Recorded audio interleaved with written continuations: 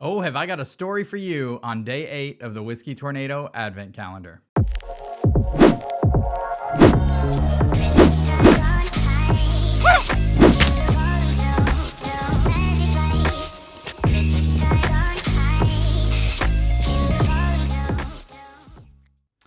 All right, ladies and gentlemen, we made it through week 1 of our Advent Calendar. It is day 8. Let's get a pour and see what we're drinking today.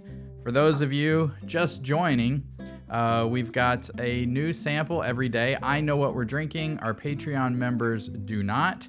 So I'm going to nose it, taste it, give you some hints as to what it is, and then I will reveal what it is at the end.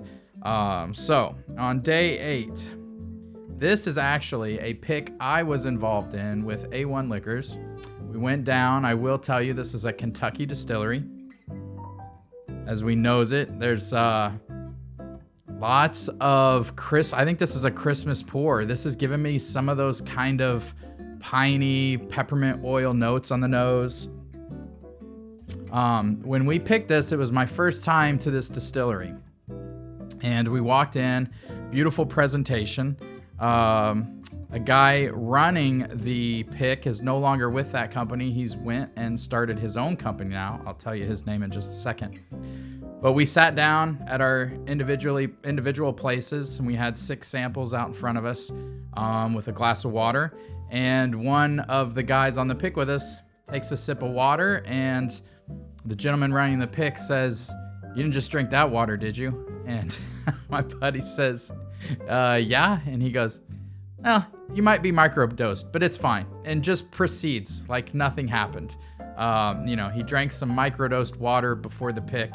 So that was a very interesting start to our pick and my first visit to this particular distillery. So let's get into some tasting.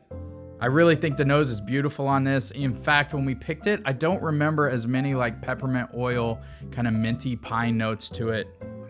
But man, if we're putting something in an Advent calendar, this is perfect for that. This is the first time I've had this. We picked this a couple years ago. So cheers to you guys. Merry Christmas. Let's get into the palate.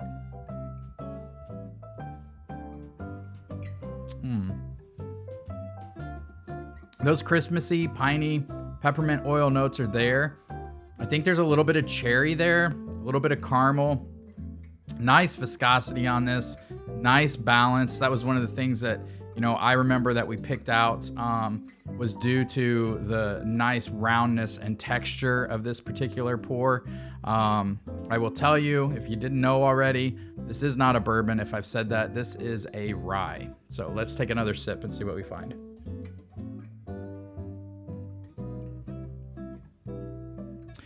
Yeah, I think just a really beautiful pour for 4-year-old rye. The gentleman I'm referring to, his name was Macaulay, and he worked for a distillery called Wilderness Trail. He has since left Wilderness Trail, started his own company called Dark Arts. They're doing a lot of interesting finishes, a lot of aggressive finishing, from what I've been seeing. So that may be a pick we try to do for Barrels for Hope. We shall see. But it was definitely a memorable experience. If you've never heard Macaulay, you should listen. He was on the Bourbon podcast, or Bourbon Pursuit podcast, and very smart guy. I think he has his master's degree. But when we met him, honestly, I thought he was just some stoner that accidentally microdosed us. But he curated an awesome flight for us of bourbons, of barrels to pick, and this was one of those. So I'm happy to share it with you guys. There's even like almost a little bit of sherry kind of raisin notes in there, which I absolutely love. Yeah, this was just a gorgeous, gorgeous pick. Comes in at 103 proof. So there's the bottle for you guys, Wilderness Trail. This was 4 years, 3 months old. And the sticker was ride with me. A little Nelly action on the back of there. So great pick. Hope you guys enjoyed day 8 of the Whiskey Tornado Advent Calendar. We'll see you guys tomorrow.